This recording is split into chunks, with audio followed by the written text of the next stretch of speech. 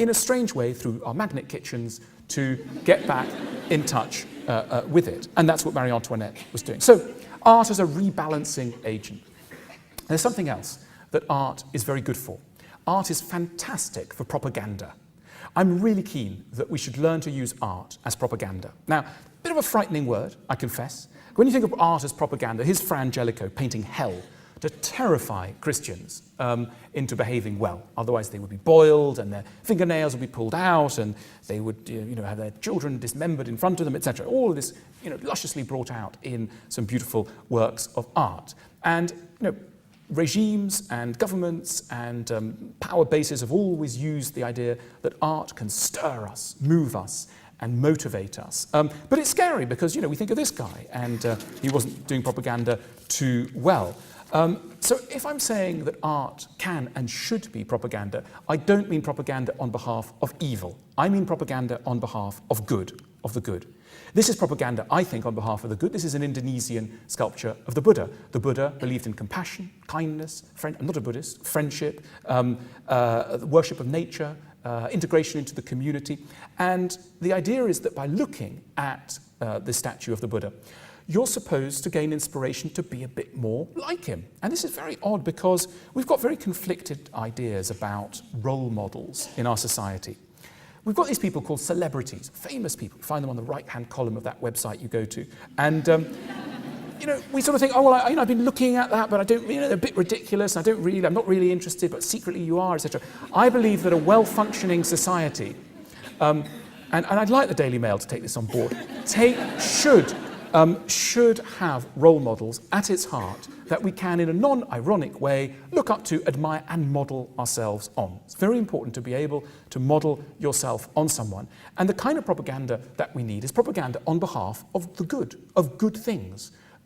Kindness, we all know what they are, kindness, friendship, compassion, etc. These truths are deeply important and yet go stale. But the problem about life is not that we don't know what being good or kind or meaningful involves or is, but that we are motivated to act on a knowledge that lies sterile within us. And the point of art is to get us motivated. Think of Angels. That's a song, well, it's a song about gratitude to someone. Most of us are, in theory, grateful to a lot of people, but it's only probably by the second chorus of Robbie's great song that some of that idea of gratitude is coming to life in our hearts. And that's what great art does. I'm sorry to call Robbie Williams great art, but I think it is, in its own way. It's attempting to breathe life into a cliche, and that's what great art does. And we need a variety of role models around to guide us towards good things, and that's what art can do. It's a lovely role model. She's by Ingres. She's called Madame de Vaussé. She lived in the 19th century, and she's kind of like a modern Buddha. And the reason I say that is because, if you look at her, she's got all sorts of wonderfully attractive psychological traits emanating from her physical form. She looks like the sort of person that if you went to her and you told her you had a problem or a complex issue in your private life, she doesn't seem judgmental. She seems steady, perhaps a little bit stern, but confident, compassionate, all sorts of things you can see in her face, just as all sorts of things we can see in the Buddha's face. We need role models around us in order to keep us on track.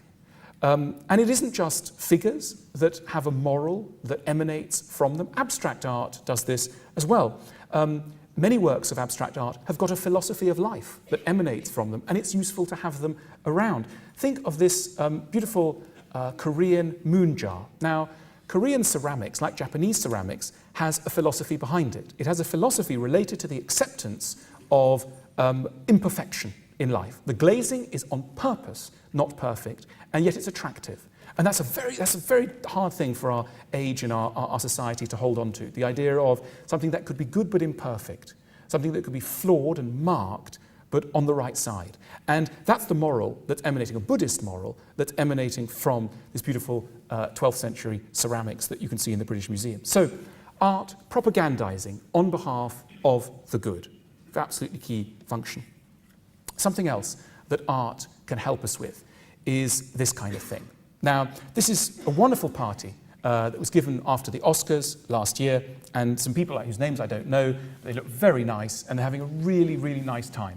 And afterwards they'll go and have champagne, and then they'll have some caviar, and they'll party on into the night, and on the right-hand column there'll be lots and lots of stuff about them.